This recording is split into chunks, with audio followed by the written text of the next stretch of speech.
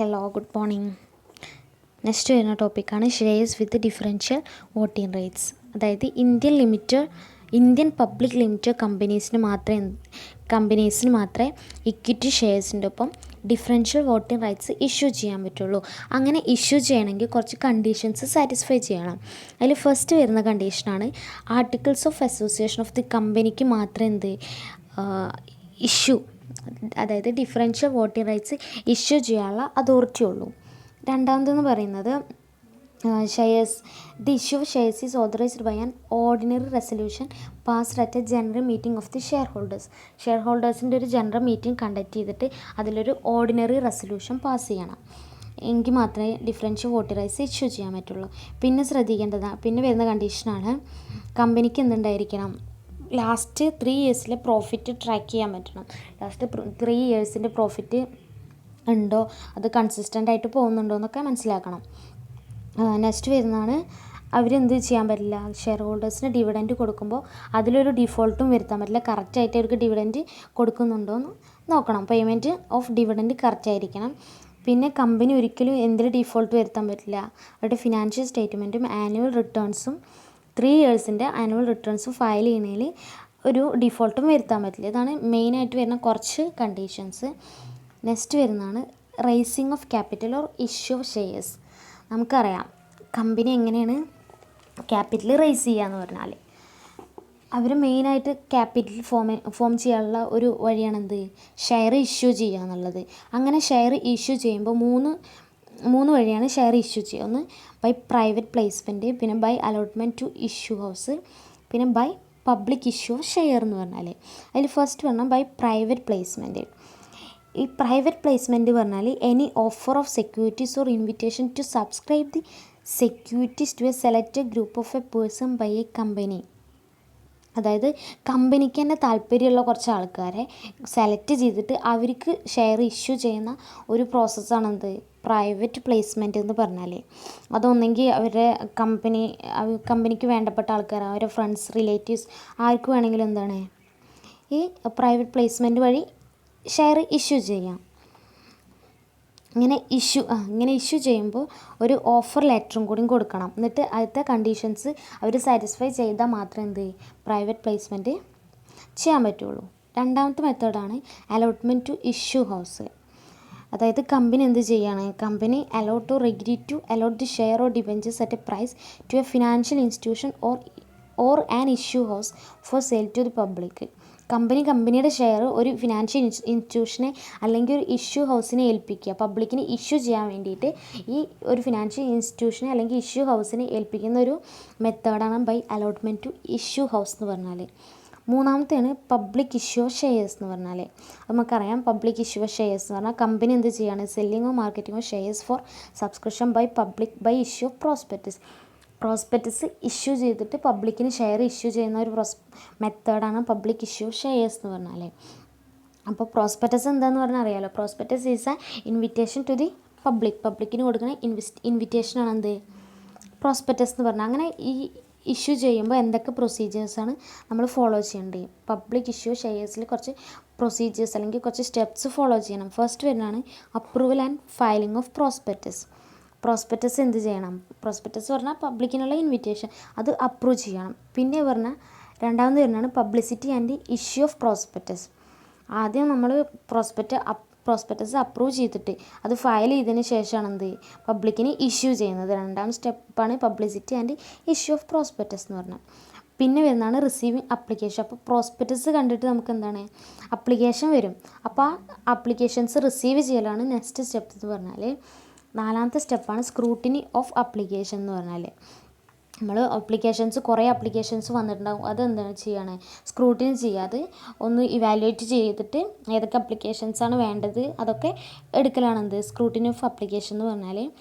അഞ്ചാണ് sorting of application എന്ന് പറഞ്ഞാൽ ഈ കിട്ടിയ സ്ക്രൂട്ടിനി ചെയ്തതിന് ശേഷം അതിലുള്ള അപ്ലിക്കേഷൻസ് നമ്മൾ ഒന്നും കൂടി തരംതിരിക്കലാണ് സോർട്ടിങ് ഓഫ് അപ്ലിക്കേഷൻ എന്ന് പറഞ്ഞാൽ.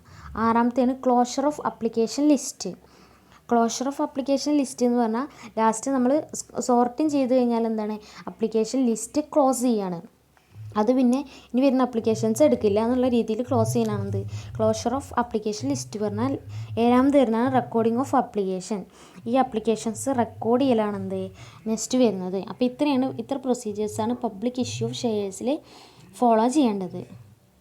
നെക്സ്റ്റ് വരുന്ന ഒരു ടോപ്പിക്കാണ് എംപ്ലോയി സ്റ്റോക്ക് ഓപ്ഷൻ പ്ലാൻ എന്ന് പറഞ്ഞാൽ ESOP എന്നും കൂടി പറയും.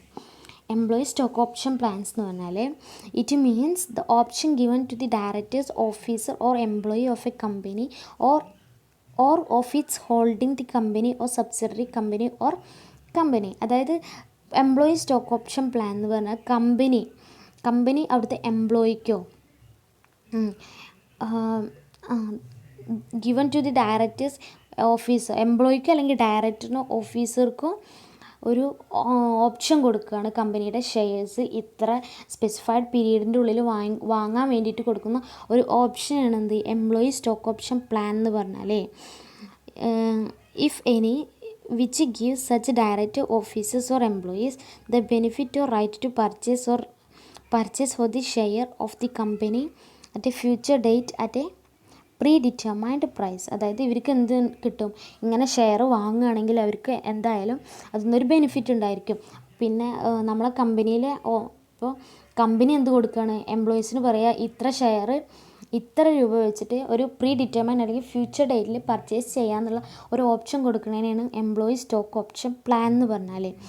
നെക്സ്റ്റ് വരുന്നതാണ് different terms used in ESOP. ഇതിൽ വരുന്ന കുറച്ച് ടേംസുകളാണ്. അതിൽ ഫസ്റ്റ് വരുന്ന ഗ്രാൻഡ് ഡേറ്റ് എന്ന് പറഞ്ഞാൽ എന്നാണോ കമ്പനി ഇപ്പോൾ കമ്പനി ഇന്ന് പറയണ ഒരു എംപ്ലോയിനോട് പിന്നെ ഇത്ര ദിവസത്തിൻ്റെ ഉള്ളിൽ അല്ലെങ്കിൽ ഇത്ര വർഷത്തിന് ശേഷം ഇത്ര ഷെയർ ഈ കമ്പനിയിൽ വർക്ക് ചെയ്യുകയാണെങ്കിൽ കമ്പനിയുടെ ഇത്ര ഷെയർ വാങ്ങിക്കാനുള്ള റൈറ്റ് കൊടുക്കുക, അങ്ങനെ ഒരു ഓപ്ഷൻ കൊടുക്കുകയാണ്. അപ്പോൾ എന്നാണ് ഇപ്പോൾ ഇന്നാണ് ഇപ്പോൾ ആ ഒരു ഓപ്ഷൻ കൊടുക്കണമെങ്കിൽ ഞാനിപ്പോൾ ഒരു കമ്പനി ആണെങ്കിൽ ഞാൻ ഇന്നാണ് എംപ്ലോയിക്ക് ആ ഓപ്ഷൻ കൊടുക്കുന്നത്. ആ ഡേറ്റിനാണ് എന്ത് ഗ്രാൻഡ് ഡേറ്റ് എന്ന് പറഞ്ഞാൽ. ഓപ്ഷൻ പ്രൈസ് എന്ന് പറഞ്ഞാൽ ആ ഓപ്ഷൻ്റെ ഒപ്പം കൊടുക്കുന്ന പ്രൈസ്. ഇപ്പോൾ 50,000 ഷെയർ 10 രൂപ ഈച്ച് ആണെങ്കിൽ അതാണ് എന്ത് ഓപ്ഷൻ പ്രൈസ് എന്ന് പറഞ്ഞാൽ. പിന്നെ വെസ്റ്റിംഗ് ഡേറ്റ് എന്ന് പറഞ്ഞാൽ എംപ്ലോയി ഇപ്പോൾ എംപ്ലോയി ആണല്ലോ ഷെയർ വാങ്ങാനുള്ളത് എംപ്ലോയിയാണ്. അപ്പോൾ എംപ്ലോയിന് നിക്ഷിപ്തമായ തീയതിയാണെന്ത് ആ വെസ്റ്റിംഗ് ഡേറ്റ് എന്ന്. ആ പീരീഡ് എംപ്ലോയിക്ക് എത്ര പീരീഡാണോ കൊടുത്തിട്ടുള്ളത് ആ പീരീഡാണെന്ത് വെസ്റ്റിംഗ് ഡേറ്റ് എന്ന് പറഞ്ഞാൽ. എക്സസൈസ് പീരീഡ് എന്ന് പറഞ്ഞാൽ ഒരു ടൈം പീരീഡ്. ഇപ്പോൾ നമ്മൾ പറയുന്നുണ്ട് എക്സസൈസ് പീരീഡ് ഇത്ര സമയത്തിൻ്റെ ഉള്ളിൽ വാങ്ങാമെന്നുള്ള ആ ഒരു പീരീഡാണ് കൊടുക്കുന്നതെങ്കിൽ ആ എപ്പോൾ വേണമെങ്കിലും അതിൻ്റെ ഉള്ളിൽ എപ്പോൾ വേണമെങ്കിലും വാങ്ങാം. അതിനെയാണ് എന്ത് എക്സസൈസ് പീരീഡ് എന്ന് പറഞ്ഞാൽ. നെക്സ്റ്റ് വരുന്നതാണ് ഈ ESOP 2 വേസിലൂടെ ചെയ്യാം കമ്പനിക്ക് സെറ്റപ്പ് ചെയ്യാം. അതിൽ ഫസ്റ്റ് വൺ ക്രിയേറ്റ് ട്രസ്റ്റ്, രണ്ടാമത്തെ give option directly to employee. First ചെയ്യേണ്ടതാണ് ക്രിയേറ്റ് ട്രസ്റ്റ്. കമ്പനി എന്ത് ചെയ്യുകയാണ് ഒരു ട്രസ്റ്റ് ക്രിയേറ്റ് ചെയ്യുക, എംപ്ലോയീസിന് വേണ്ടി ഒരു ട്രസ്റ്റ് ക്രിയേറ്റ് ചെയ്തിട്ട് അതിൽ ഷെയർ ഇഷ്യൂ ചെയ്യണം. എന്ത് ക്രിയേറ്റ് ട്രസ്റ്റ് എന്ന് പറഞ്ഞാൽ ആ ട്രസ്റ്റിന് എന്തും കൂടി വേണം, ഈ ഷെയർ വാങ്ങാനുള്ള ഫണ്ടും കൂടി എന്തിനു വേണം ആ ട്രസ്റ്റിന് ഉണ്ടായിരിക്കണം. അതാണ് ഫസ്റ്റ് വേ എന്ന് പറഞ്ഞാൽ. രണ്ടാമത്തെ പറഞ്ഞാൽ give options directly to employees. നമ്മൾ ട്രസ്റ്റ് ഒന്നും ക്രിയേറ്റ് ചെയ്യാതെ തന്നെ ഡയറക്റ്റായിട്ട് എംപ്ലോയീസിന് ഓപ്ഷൻസ് കൊടുക്കണതാണ് എന്ത് give option directly to employee എന്ന് പറഞ്ഞാൽ. The selection of the employees can be based on the performance of the employee indicated by the annual performance appraisal, minimum period of service, present and potential contribution of the employees, and such other factors deemed to be relevant for the success of the company. അതായത് എംപ്ലോയിനെ എങ്ങനെയാണ് select ചെയ്യാക്കാം. ഇപ്പോൾ ഒരു എംപ്ലോയിക്ക് അങ്ങനെ ഒരു option കൊടുക്കണമെങ്കിൽ ആ employee ആ ഒരു ഓർഗനൈസേഷനിൽ അത്യാവശ്യം നല്ല രീതിയിൽ വർക്ക് ചെയ്യുന്ന ഒരു എംപ്ലോയി ആയിരിക്കണം. അങ്ങനെയുള്ളവർക്ക് മാത്രം എന്ത് ഓപ്ഷൻ കൊടുക്കുക. അപ്പോൾ അതിന് ഈ ഫാക്ടേഴ്സൊക്കെ കൺസിഡർ ചെയ്യുക. Annual performance appraisal, minimum period of service, അതുപോലെ പ്രസൻറ്റ് പൊട്ടൻഷ്യൽ കോൺട്രിബ്യൂഷൻ, പിന്നെ ബാക്കിയുള്ള ഫാക്ടേഴ്സും കൂടി കൺസിഡർ ചെയ്തിട്ടാണ് എന്ത് എംപ്ലോയിക്ക് ഓപ്ഷൻസ് കൊടുക്കുക. നെക്സ്റ്റ് വരുന്നതാണ് ഡിഫറെൻറ്റ് ടൈപ്സ് ഓഫ് ESOPs. അതിൽ ഫസ്റ്റാണ് എംപ്ലോയി സ്റ്റോക്ക് ഓപ്ഷൻ സ്കീം എന്ന് പറയുന്നത്, ESOS എന്ന് പറയും. Under this scheme the company grant an option to its employees to acquire shares of future date at a predetermined price. Company എന്ത് കൊടുക്കുകയാണ് ഈ സ്കീമിൽ, കമ്പനി ഒരു ഓപ്ഷൻ കൊടുക്കുകയാണ് എംപ്ലോയീസിന് ഒരു ഷെയർസ് ഫ്യൂച്ചർ പ്രീ ഡിറ്റർമൈൻഡ് പ്രൈസിൽ വാങ്ങിക്കോളാന്നുള്ള ഒരു ഓപ്ഷൻ, അല്ലെങ്കിൽ കമ്പനി എംപ്ലോയീസിന് കൊടുക്കുക ഇത്ര ദിവസത്തിൻ്റെ ഉള്ളിൽ. ഇപ്പോൾ 2020 ഇപ്പോൾ ഇങ്ങനെ ഒരു ഓപ്ഷൻ കൊടുക്കുക, 2023 ഇത്ര ഓപ്ഷൻസ് ഞാൻ നിനക്ക് സെല്ല് ചെയ്യാമെന്ന് കമ്പനി കൊടുക്കുകയാണെങ്കിൽ ആ ഒരു സ്കീമാണ് എംപ്ലോയി സ്റ്റോക്ക് ഓപ്ഷൻ സ്കീം എന്ന് പറഞ്ഞാൽ. രണ്ടാമത്തെ employee stock purchase plan. This is generally used in listing companies. ഇതാരായിരിക്കും മെയിനായിട്ട് ഉപയോഗിക്കുക? ലിസ്റ്റിംഗ് കമ്പനീസ് ആയിരിക്കും. Wherein the employees are given the right to acquire shares of the company immediately not a future date. ഇതെന്തായിരിക്കും? ഈ ഒരു പ്ലാനിൽ future date ആയിരിക്കില്ല, immediately തന്നെ ആയിരിക്കും എന്ത് ഇവർക്ക് കൊടുക്കുക. പക്ഷേ ഇങ്ങനെ കൊടുക്കുമ്പോൾ മാർക്കറ്റ് പ്രൈസിനേക്കാൾ കുറഞ്ഞ പ്രൈസിനാവും എന്ത് ഷെയർ ഇപ്പോൾ എംപ്ലോയീസിന് കൊടുക്കുക. പിന്നെ പറയുന്നതാണ് share application rights or phantom shares എന്ന് പറഞ്ഞാൽ. ഇവിടെ ഒരു ഷെയറും എന്തിലും ആർക്കും ഓഫർ ചെയ്യില്ല, എംപ്ലോയിക്ക് ഓഫർ ചെയ്യില്ല. നെക്സ്റ്റ് വരുന്ന ടേമാണ് ബുക്ക് ബിൽഡിംഗ്. ബുക്ക് ബിൽഡിംഗ് എന്താണെന്ന് എല്ലാവരും കേട്ടിട്ടുണ്ടായിരിക്കും. ബുക്ക് ബിൽഡിംഗ് എന്ന് പറഞ്ഞാൽ it's a practice which refers to collecting order from investment bankers as large investors based on an indicative price ranging. അതായത് ഇൻ്റർനാഷണൽ പ്രാക്ടീസാണ് ഇതെന്ന് പറഞ്ഞാൽ ഒരു ഇൻ്റർനാഷണൽ പ്രാക്ടീസാണ്. Collecting order from investment bankers. നമ്മുടെ എന്ത് ചെയ്യാണ് ബുക്ക് ബിൽഡിങ്ങിൽ ഓർഡറൊക്കെ കളക്ട് ചെയ്യുകയാണ്. ഇൻവെസ്റ്റ്മെൻറ്റ് ബാങ്കേഴ്സിൻ്റെ അവരൊക്കെ ലിസ്റ്റൊക്കെ കളക്ട് ചെയ്തിട്ട് ശേഖരിക്കുന്ന ഒരു പ്രോസസ്സിനെയാണ് എന്ത് ബുക്ക് ബിൽഡിംഗ് എന്ന് പറഞ്ഞാൽ. ഇൻവെസ്റ്റേഴ്സിൻ്റെയൊക്കെ ലിസ്റ്റും കാര്യങ്ങളൊക്കെ പ്രൈസ് റേഞ്ചും കാര്യങ്ങളൊക്കെ ശേഖരിച്ചിട്ട് അത് കളക്ട് ചെയ്ത് വയ്ക്കുന്ന ഒരു ഓർഡറാണ് എന്ത് ബുക്ക് ബിൽഡിംഗ് എന്ന് പറഞ്ഞാൽ. ഈ ബുക്ക് ബിൽഡിംഗ് ചെയ്യുമ്പോൾ കുറച്ച് പ്രോസസ്സ് ഉണ്ട്, അല്ലെങ്കിൽ ഒരു സ്റ്റെപ്സ് ഫോളോ ചെയ്യണം. അതിൽ ഫസ്റ്റ് ചെയ്യണമെന്ന് കമ്പനി എന്ത് ചെയ്യണം? ഷെയർ ഇഷ്യൂ ചെയ്യണമെങ്കിൽ ഒരു മെർച്ചൻ്റ് ബാങ്കറെ അപ്രോച്ച് ചെയ്യണം. ആ മെർച്ചൻ്റ് ബാങ്കർക്ക് എന്ത് ചെയ്യണം? എല്ലാ ഇൻഫർമേഷൻ നമ്പർ ഓഫ് ഷെയർസിനെ കുറിച്ചിട്ടും കമ്പനി എത്രയാണ് ഇഷ്യൂ ചെയ്യാൻ പോകുന്നത് അവരുടെ മെറ്റീരിയൽ ഇൻഫർമേഷൻസിനും മെർച്ചൻ്റ് ബാങ്കർക്ക് ഇൻഫോം ചെയ്യണം. അതാണ് ഫസ്റ്റ് സ്റ്റെപ്പിൽ വരുന്നത്. The company which wants to issue the shares approaches a merchant banker and inform him the number of shares with the company wishes to issue and other material information related with it. Merchant ബാങ്കറെ approach ചെയ്തിട്ട് അവർക്കുള്ള informations provide ചെയ്യുക. രണ്ടാമത്തെ പറയുകയാണ് merchant banker എന്ത് ചെയ്യും? Invite his non institutional investors to bid for the company share. കമ്പനിയുടെ share ലേലം ചെയ്യാൻ വേണ്ടിയിട്ട് അവർ ഇൻസ്റ്റിറ്റ്യൂഷണൽ ഇൻവെസ്റ്റേഴ്സിനെ ഏൽപ്പിക്കും. എന്നിട്ട് അവരാണ് എന്ത് ടോട്ടൽ നമ്പർ ഓഫ് ഷെയർസൊക്കെ ഡിഫറെൻറ്റ് പ്രൈസിന് ഇഷ്യൂ ചെയ്യും. അതായത് ബിഡ് ചെയ്യാണ്, ലേലം ചെയ്യാണ്. അങ്ങനെ ചെയ്യുമ്പോൾ അതിൽ ഹയസ്റ്റ് പ്രൈസിന് അവർ ഫൈനലൈസ് ചെയ്യും. ഏറ്റവും കൂടുതൽ നമുക്കറിയാമല്ലോ ലേലം വിളിക്കുക എങ്ങനെയാണ്. അപ്പോൾ ഇതുപോലെ തന്നെയാണ് എന്ത് മെർച്ചൻ്റ് ബാങ്കറും അവർ ഷെയർ ഇഷ്യൂ ചെയ്യണം. എന്നിട്ട് ഹയസ്റ്റ് പ്രൈസിന് അവരെന്ത് ഫൈനലൈസ് ചെയ്യും. ദ കമ്പനി ചോയ്സ് പ്രൈസ് കുറവാണെങ്കിൽ കമ്പനി എന്ത് ചെയ്യും? ആ ഇഷ്യൂ ക്യാൻസൽ ചെയ്യും. അപ്പോൾ നമ്മൾ പറഞ്ഞതിനേക്കാളും പ്രൈസ് കുറവാണെങ്കിൽ ഇഷ്യൂ ക്യാൻസൽ ചെയ്യും. അതാണ് മൂന്നാമത്തെ സ്റ്റെപ്പ് എന്ന് പറഞ്ഞാൽ. ലാസ്റ്റ് സ്റ്റെപ്പാണ് the trading starts on the next day itself. അപ്പോൾ നമ്മൾ ഹയസ്റ്റ് പ്രൈസിനെ വാങ്ങിയിട്ടുണ്ടെങ്കിൽ ട്രേഡിങ് എന്ത് ചെയ്യും? നെക്സ്റ്റ് ഡേ മുതൽ സ്റ്റാർട്ട് ചെയ്യും. അതാണ് ബുക്ക് ബിൽഡിങ്ങും അതിൻ്റെ പ്രോസസ്സും പറയുന്നത്. നെക്സ്റ്റ് വരുന്നതാണ് അലോട്ട്മെൻറ്റ് ഓഫ് സെക്യൂരിറ്റീസ്. അതായത് സെക്യൂരിറ്റീസ് എന്താണെന്നറിയാം, അതുപോലെ അലോട്ട്മെൻറ്റ് ഓഫ് സെക്യൂരിറ്റീസ് എങ്ങനെയൊക്കെ അലോട്ട്മെൻറ്റ് ചെയ്യുക ഇത് പറയുന്നത് section 281 of the companies act പ്രകാരമാണ് അലോട്ട്മെൻറ്റ് ഓഫ് സെക്യൂരിറ്റീസിനെ കുറിച്ച് പറയുന്നത്. അങ്ങനെ അലോട്ട്മെൻറ്റ് ചെയ്യണമെങ്കിൽ അലോട്ട്മെൻറ്റ് അറിയാലോ നമുക്ക്, അപ്ലിക്കേഷൻ കഴിഞ്ഞിട്ട് വരുന്നതാണത് അലോട്ട്മെൻറ്റ് എന്ന് പറഞ്ഞാൽ. അപ്പോൾ procedures regarding allotment of shares, അതിൽ എന്തൊക്കെ പ്രൊസീജിയേഴ്സ് വരുന്നുണ്ട്? അതിൽ ഫസ്റ്റ് വരുന്നതാണ് general principles regarding allotment. General പ്രിൻസിപ്പിൾസും വരുന്നുണ്ട്, അതുപോലെ സ്റ്റാറ്റ്യൂട്ടറി റെസ്ട്രിക്ഷൻസും വരുന്നുണ്ട്. ജനറൽ പ്രിൻസിപ്പിൾസിൽ എന്ന് പറഞ്ഞാൽ allotment of shares the following general principle should be observed in addition to the provisions of the companies act. Companies ആക്ടിൻ്റെ പ്രൊവിഷൻസിന് പ്രകാരം തന്നെ ഉണ്ട് കുറച്ച് കാര്യങ്ങളും കൂടി ജനറൽ പ്രിൻസിപ്പിൾ അലോട്ട്മെൻറ്റിനെ കുറിച്ച് ചെയ്യണം. അതിൽ വരുന്നതാണ് അലോട്ടഡ് ബൈ പ്രോപ്പർ അതോറിറ്റി. നമ്മൾ ഷെയർ അലോട്ട് ചെയ്യുന്നത് എങ്ങനെയായിരിക്കും? പ്രോപ്പർ അതോറിറ്റി ആയിരിക്കും ഷെയർ അലോട്ട് ചെയ്യുന്നത്. പിന്നെ പറയുന്നതാണ് allotment against application only. Allotment എന്തായിരിക്കും? അപ്ലിക്കേഷൻ കൊടുത്തവർക്ക് മാത്രമേ എന്ത് അലോട്ട്മെൻറ്റ് ഉണ്ടായിരിക്കുള്ളൂ. അപ്പോൾ അങ്ങനെ ആയിരിക്കും അലോട്ട്മെൻറ്റ് നടത്തുക. പിന്നെ റീസണബിൾ ടൈമിൻ്റെ ഉള്ളിൽ തന്നെ അലോട്ട്മെൻറ്റ് നടത്തും. നെക്സ്റ്റ് വരുന്ന കമ്മ്യൂണിക്കേഷൻ എന്തായിരിക്കും? പ്രോപ്പർ ആയിരിക്കും. പിന്നെ അബ്സല്യൂട്ട് ആൻഡ് അൺകണ്ടീഷണൽ ആയിരിക്കും. നമ്മൾ അലോട്ട്മെൻറ്റ് ചെയ്യുന്നത് എന്തായിരിക്കും, അബ്സല്യൂട്ടും അതുപോലെ അൺകണ്ടീഷണലും ആയിരിക്കും. അതിലെന്തൊന്നും ഉണ്ടാവില്ല, കണ്ടീഷൻസും കാര്യങ്ങളും ഉണ്ടാവില്ല. പിന്നെ സ്റ്റാറ്റുട്ടറി റെസ്ട്രിക്ഷൻസ് ആണ് പറയുന്നത്.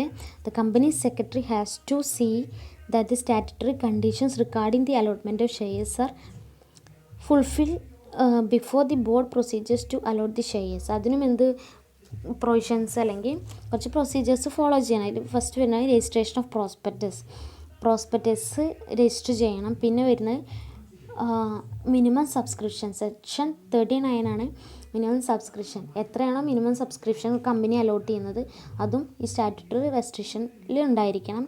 പിന്നെ സെബി ഗൈഡ് ലൈൻസ്, നമ്മുടെ stock exchange board of India എന്തൊക്കെയാണ് ഗൈഡ് ലൈൻസ് കൊണ്ടുവന്നിട്ടുണ്ടെങ്കിൽ അതും ഇതിലുണ്ടായിരിക്കണം, അലോട്ട്മെൻറ്റ് ഓഫ് ഷെയർസിലുണ്ടായിരിക്കണം. പിന്നെ വരുന്നതാണ് ഡീംഡ് പ്രോസ്പെക്ടസ്, അതുപോലെ return of allotment, opening and closing of issue. ഇതൊക്കെ സ്റ്റാറ്റ്യൂട്ടറി റെസ്ട്രിക്ഷൻസ് ഓൺ അലോട്ട്മെൻറ്റിൽ വരുന്നതാണ്. നെക്സ്റ്റ് വരുന്നതാണ് ഇറഗുലർ അലോട്ട്മെൻറ്റ് എന്ന് പറഞ്ഞാൽ. ഇറഗുലർ അലോട്ട്മെൻറ്റ് എന്ന് പറഞ്ഞാൽ if allotment of shares is made in contravention of the provisions of this act as discussed. അതായത് നമ്മുടെ ആക്ടിൻ്റെ പ്രൊവിഷൻസിൽ എന്തെങ്കിലും കോൺട്രവേഷൻസ് ഉണ്ടാവുകയാണെങ്കിൽ, അതായത് ആക്ടിൻ്റെ പ്രൊവിഷൻസിൽ എന്തെങ്കിലും ലംഘിച്ചിട്ടാണ് ചെയ്യുന്നതെങ്കിൽ അങ്ങനത്തെ അലോട്ട്മെൻറ്റുകളാണ് എന്ത്, ഇറഗുലർ അലോട്ട്മെൻറ്റ് എന്ന് പറഞ്ഞാൽ. പിന്നെ വരുന്നതാണ് അണ്ടർ റൈറ്റിംഗ് എന്ന് പറഞ്ഞാൽ. അണ്ടർ റൈറ്റിംഗ് പറഞ്ഞാൽ പബ്ലിക് ലിമിറ്റഡ് കമ്പനി നൽകുന്ന മിനിമം ഷെയറും ഡിബഞ്ചറും വിൽക്കുന്നതിന് ഒരു ഓർഗനൈസേഷൻ തരുന്ന ഗ്യാരൻറ്റിയാണ് എന്ത്, അണ്ടർ റൈറ്റിംഗ് എന്ന് പറഞ്ഞാൽ. ഇതുണ്ട്, it is an act guarantee by an organisation for the sale of certain minimum amount of shares and debenture issued by the public limited company. അതായത് public limited company നൽകുന്ന minimum shares and ഡിബഞ്ചേഴ്സിന് ഒരു organisation തരുന്ന guarantee. Next വരുന്നതാണ് brokerage. Brokerage എന്ന് പറഞ്ഞാൽ broker ആരാന്ന് വെച്ചാൽ it's a person connecting the purchaser and seller. സെല്ലറിൻ്റെയും പർച്ചേസിൻ്റെ ഇടയിൽ നിൽക്കുന്ന ഒരു മിഡിൽ മാൻ അല്ലെങ്കിൽ ഏജൻ്റ് ആണെന്ത്, ബ്രോക്കർ എന്ന് പറഞ്ഞാൽ.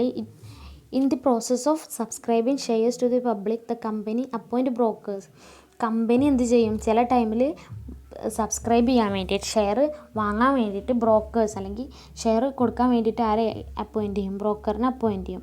ആ ബ്രോക്കറേജ് പറഞ്ഞാൽ അവർക്ക് കിട്ടുന്ന ഒരു റിവാർഡാണെന്ത്, ബ്രോക്കറേജ് എന്ന് പറഞ്ഞാൽ. നെക്സ്റ്റ് വരുന്നതാണ് ഇഷ്യൂ പ്രൈസ് ഓഫ് ഷെയർസ് എന്ന് പറഞ്ഞാൽ.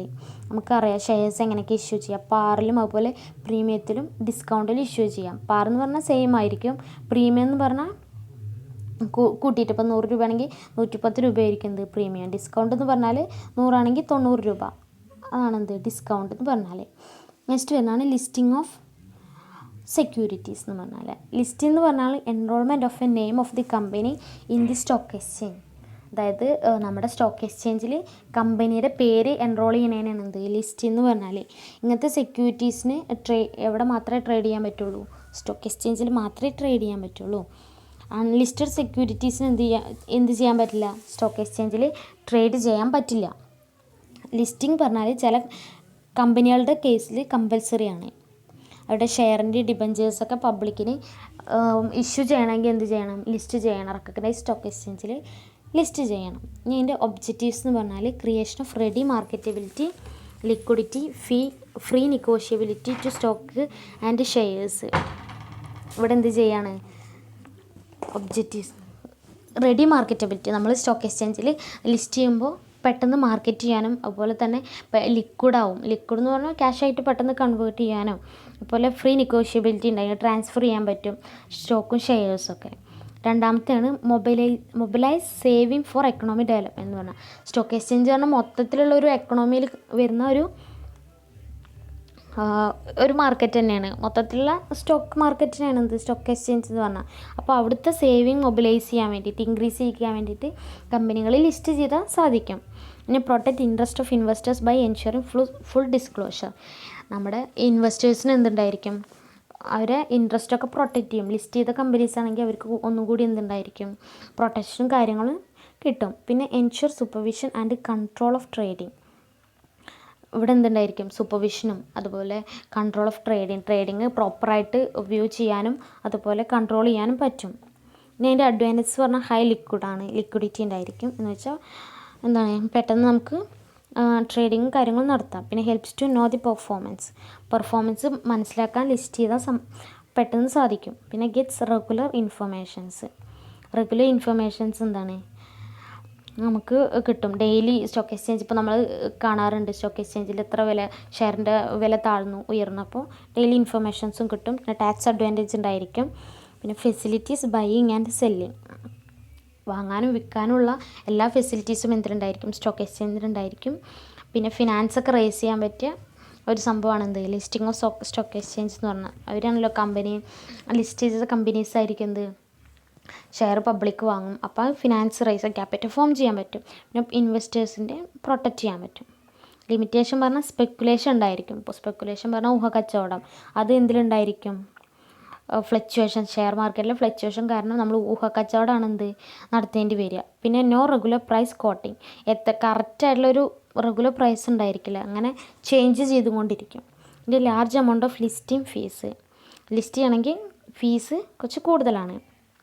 അപ്പോൾ ഇത്രയാണ്